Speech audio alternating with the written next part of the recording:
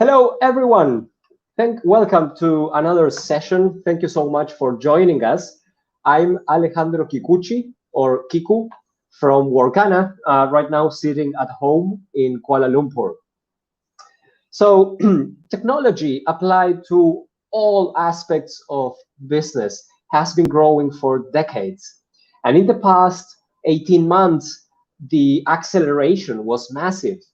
We are seeing more and more companies embrace new ways of doing things. On one hand, we are seeing more companies rely on us to hire and work with remote talent.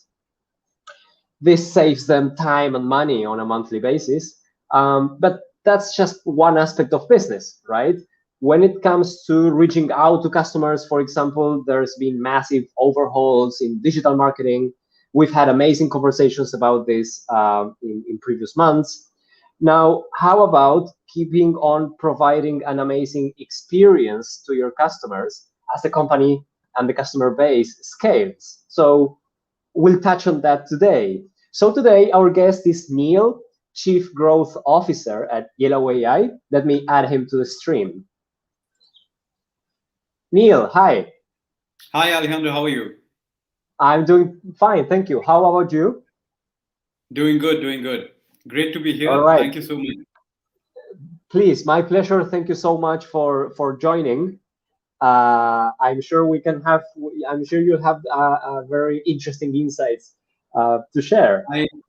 I hope so. Let's get rolling and we'll know. All right. Okay, great. So first things first, can you please tell us a little bit about yourself and the company? Oh, sure. So I'm Neil. I head the business function at Yellow Messenger. Been with the company from very early days. Was the first sales hire in the organization, and today we are about 170 people sales organization. The total organization has grown. When I joined, it was about 15 people, 12 to 15 people, primarily building the product. The co-founders had a vision with which a fantastic platform came up, and the mission was to take the platform globally, and that's what I'm burdened with, and that's what I'm doing for the last 3 years. A little bit about myself. Yeah, I'm the chief growth officer for Yellow Messenger, and like you, I've also been working from bedroom for the last 18 months, which I don't know is a pleasure or a pain, but yeah, we are all in the new normal and we are embracing it. Right. Yeah, definitely. So, wow. So you were the first. Let me recap on that for a minute because I think it's really interesting. The first sales hire, and now that's an organization of, you were saying, 170 people? Yeah, a little over 170 people. So if you actually go to my LinkedIn profile, you'll find a picture over there which says Growth Team 2018 and Growth Team 2019. So I think in 2019 we were about 50 people. Right now, even if the pandemic gets lifted, I think we need a panoramic view if we have to say Growth Team 2021. Right. Wow. Okay. That's, well, yeah, definitely really interesting. So, okay, so can you dive a little bit deeper into what is it that the company does? How is it that you're helping businesses? So we are primarily into conversational AI.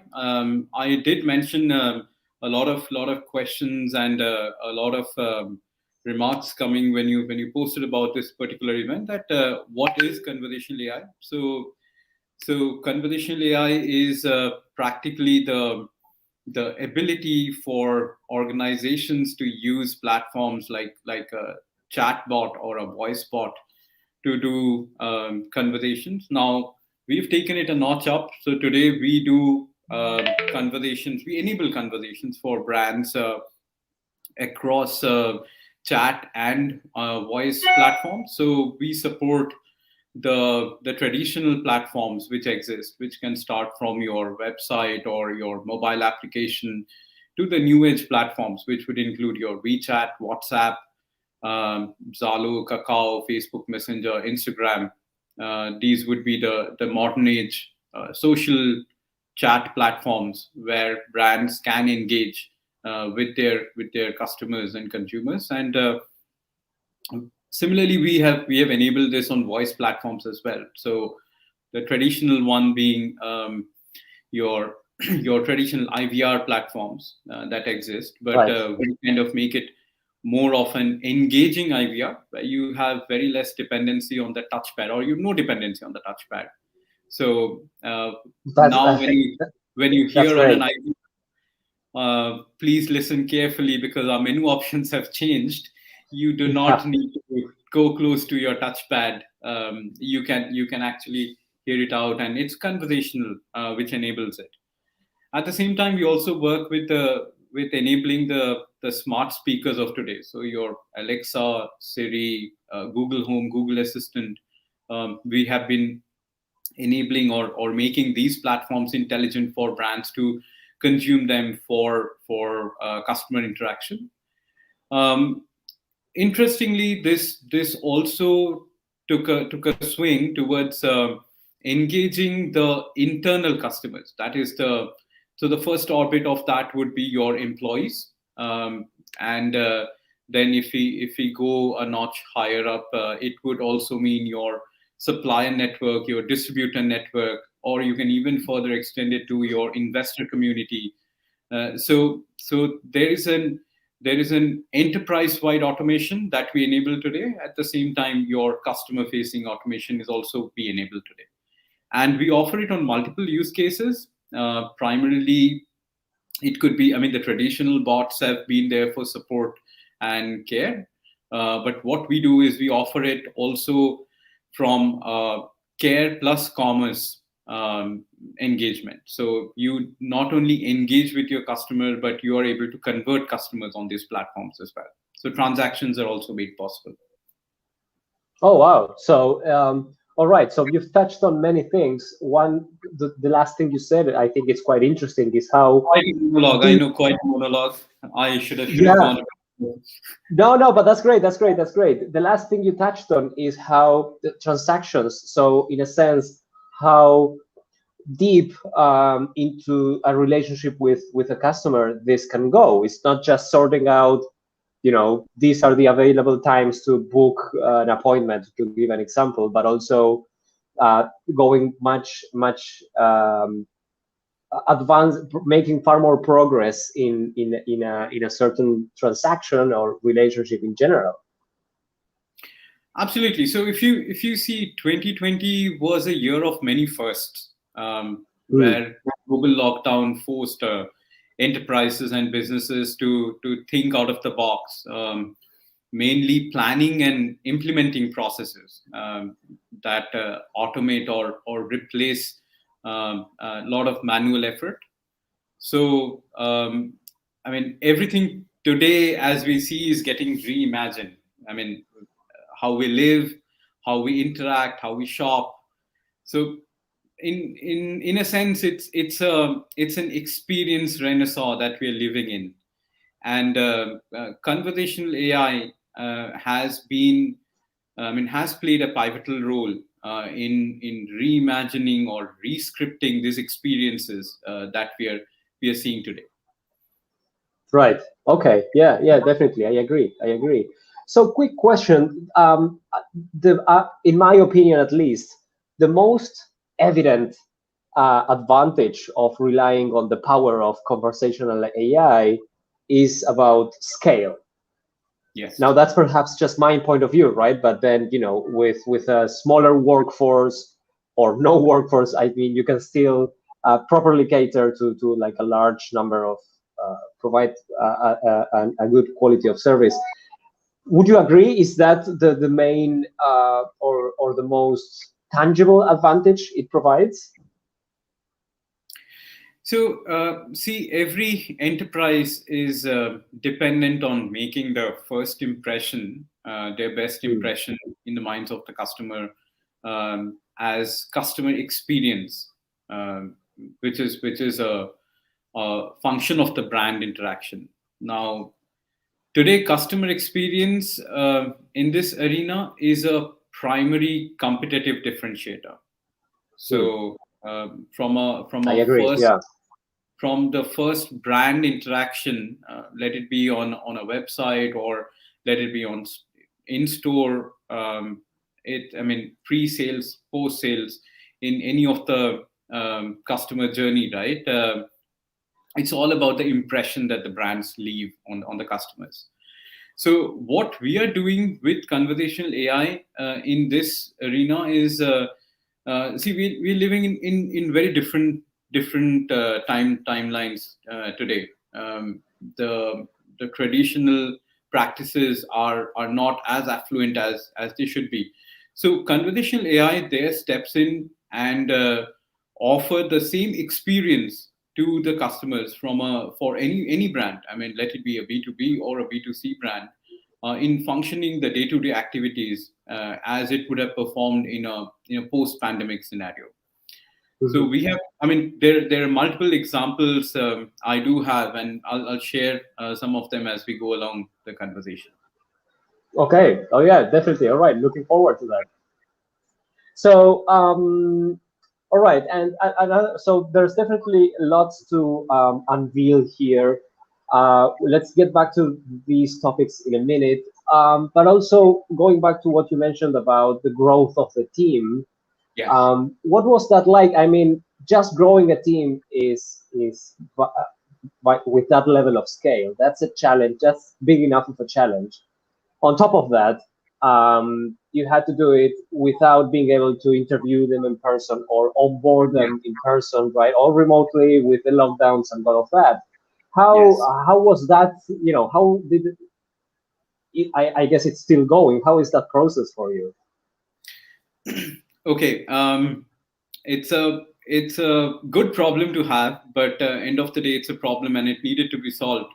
So just to add on to this, the pandemic ended up being a tailwind for automation. So a lot Mm, of the organization who were contemplating automation or contemplating a conversational platform for their brands were actually forced to kind of go ahead and bring in automation in order to cater to the situation. So um, let's roll back 2017, 2018. 2018, my initial interaction with brands in Southeast Asia was that, okay, chatbots probably are a good to have solution. The pandemic mm, changed that equation. It became from a good to have solution to a must have solution. That right, resulted in kind of aggravated interest in adopting a platform. I mean, in the early days of the pandemic, we kind of redrafted, and I mean, we broke our own records. I mean, there were deals that we were signing in 3 days. There were deals we were signing in a day, and then it came up to a few hours. We were signing deals in a few hours. That is from an initial discussion with the customer, submitting a project plan, and then getting the signed contract. It came down to a few hours as well. So wow, in the mix of all this, of course, workforce alignment was becoming a primary initiative or a priority for the organization. Yes, you are right. We had to onboard majority of this team remotely, and I'm quite lucky to work with a team who has been able to support this function and keep the momentum going, even though we have never shaken hands or never had a face-to-face interaction. right, Most of these people were hired remotely, and majority of them continue to be just a face on the screen till today. But right, right, right, that has not kind of derail them from the output that they're expected to deliver. But yes, quite a new experience, and sometimes it makes you even think probably face-to-face meetings or face-to-face interviews are kind of an overkill. It can very well be solved online. At least from my experience, my thought process of a face-to-face interview has completely changed. It right, often used to be a bottleneck, but I think that's completely changed. And we are forced to do it, right? We don't have an option. I mean, we either embrace it or we die. That's how it is. We are living in interesting times, and no point in denying that. We have to go ahead with what we have in store. So yeah, very new That's experience. yeah. That's a good way to put it. And I agree with you. I guess face-to-face interviews, for example, as we move forward, will only take place. I know that's our case. Will only take place if the candidate happens to be in the same city, right? If not, Yes.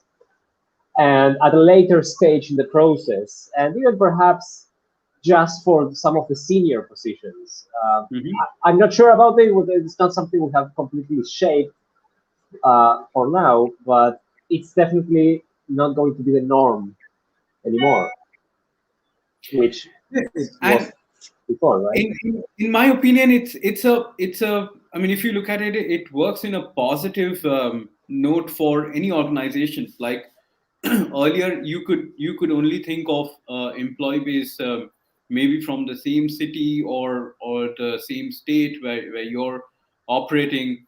Today, look at it. I mean, a company based out of Bangkok can hire somebody in Bogota if that's required, and if it's I mean, anybody can work from anywhere and deliver the same capacity which they would have delivered if they were working, or I mean, working out of the same office. So I think um, whether to enable work from home or not, which was kind of a major question in multiple startups. I think that question has been eradicated from the mind of any leader today.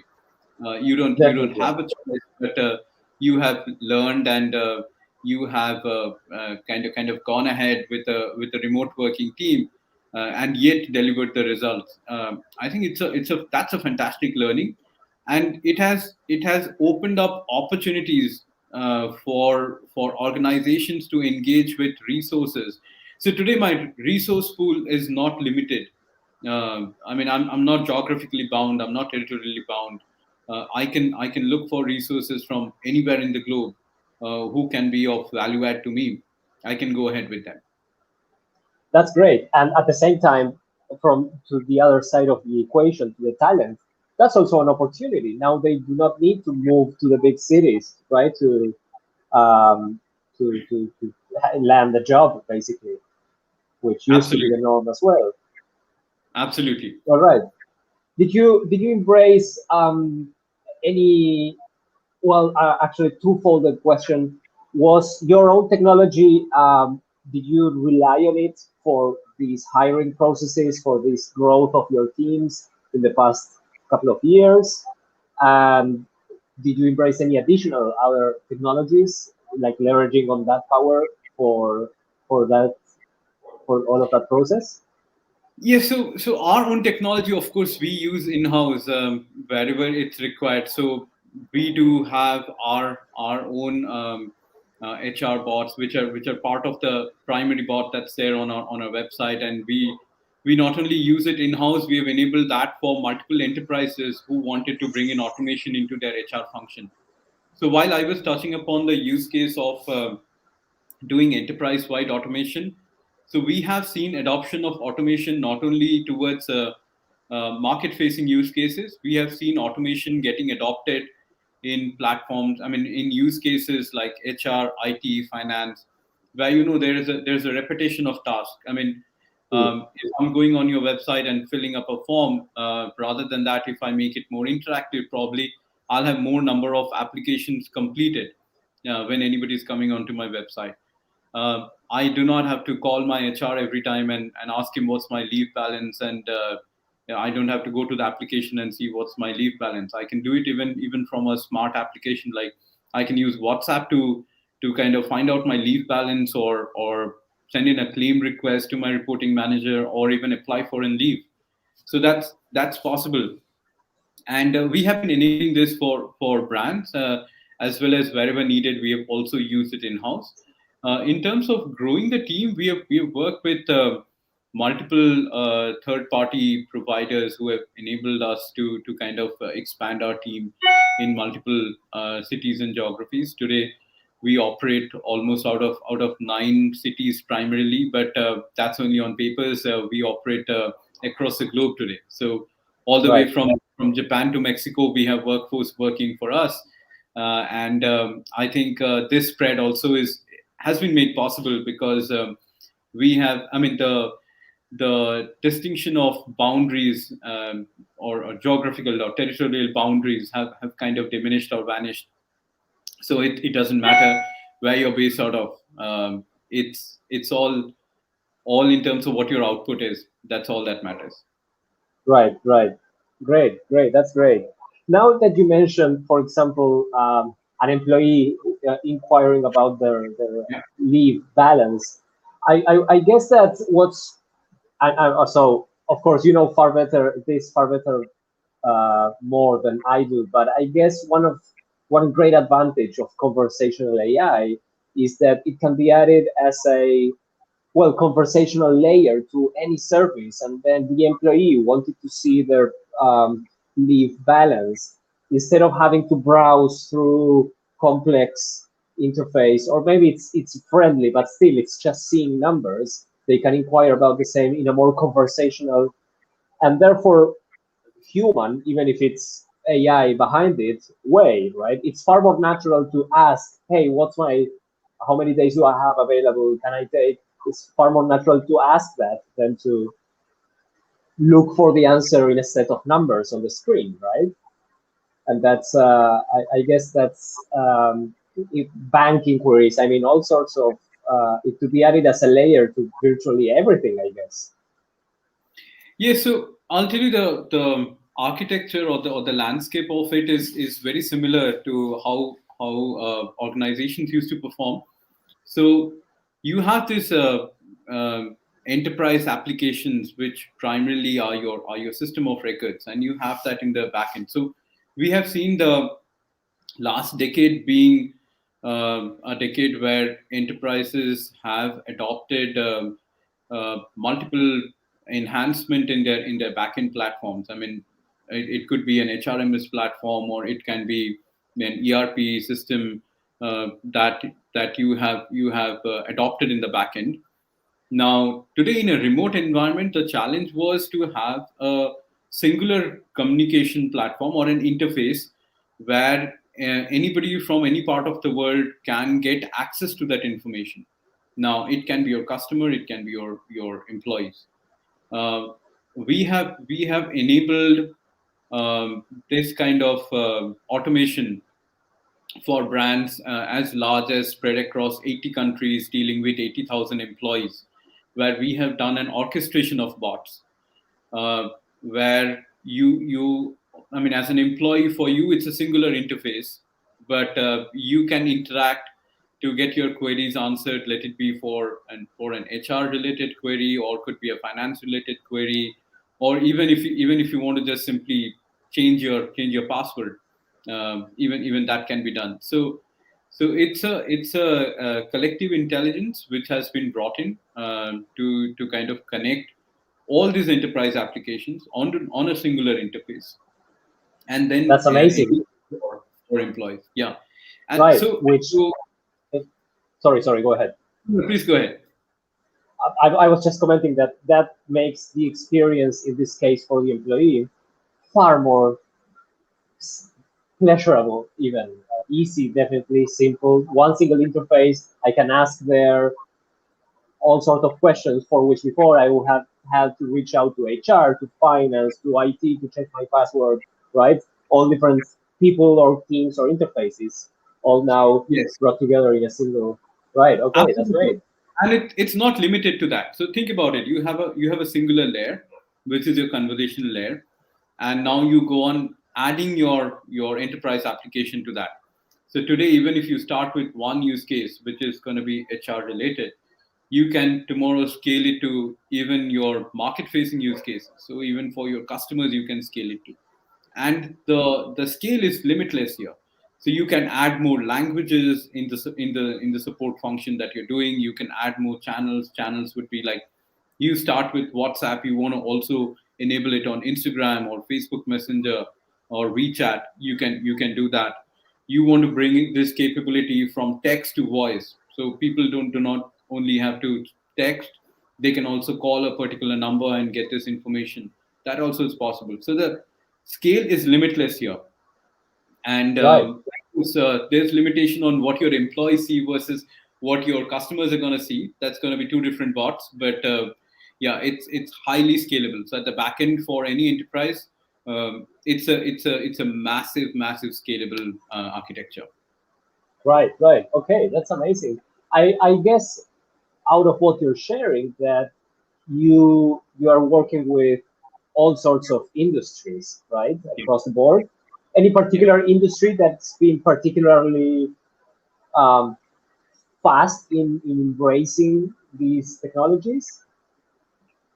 I think all customer-facing traditional industries have been adopting it very quickly. So industry verticals like banking, insurance, telecom, who usually have a lot of customer queries that come into their platform on a daily basis, have been adopting the platform very quickly. Has been adopting automation to kind of do the outreach to their customer in real time, much more seamlessly. While that's going on. At the same time, we have also seen the industry verticals where the communication was more offline, like for example, retail or Right, CPG brands, where the interaction was more offline. They coming into an online platform actually needed an automation drive like this, because due to lockdown, supply chain was getting choked. Data inflow was not real time, as it should be. Now bringing it all on a interactive platform and opening that up to customers, give access to structured, relatable data for any retailer or any CPG brand today. So we have seen very high adoption there. At the same time, a little away from the conversational AI conversation, we have seen a lot of online or smart commerce brands coming up during this pandemic. That's because you don't right. need a high capex infrastructure in order to start your business. You can just have Right. a WhatsApp number and inventory in place with which you can start your business. So the reliability of these brands on an automation platform like this is very high, and we have seen large to medium scale businesses who are dealing in smart commerce actually embracing this platform much faster. So yeah, any customer facing platform, they have been engaging with this. The major enterprises who kind of deal with their employee base across the globe, in order for them to keep their business continuity growing, they needed enterprise-wide automation. So of course, it's been a very high adoption from their end as well. So I think considering this, it's been quite a pole jump for conversational AI platform in the era of this Right. pandemic. All right.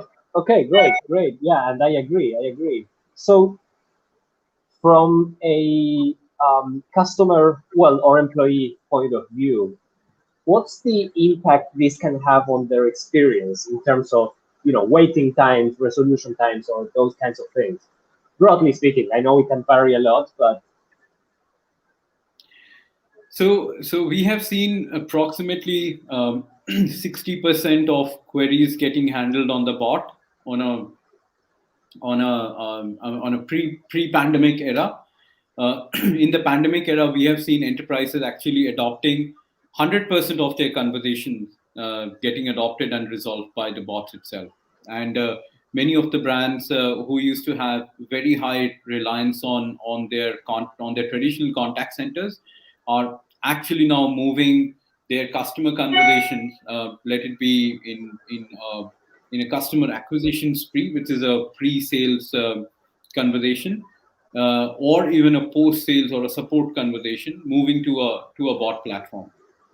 And uh-huh. the experience has only I mean it has only gone up by a few notch, because we are seeing uh, enterprises adopting it, and the adoption from the customers end also going up.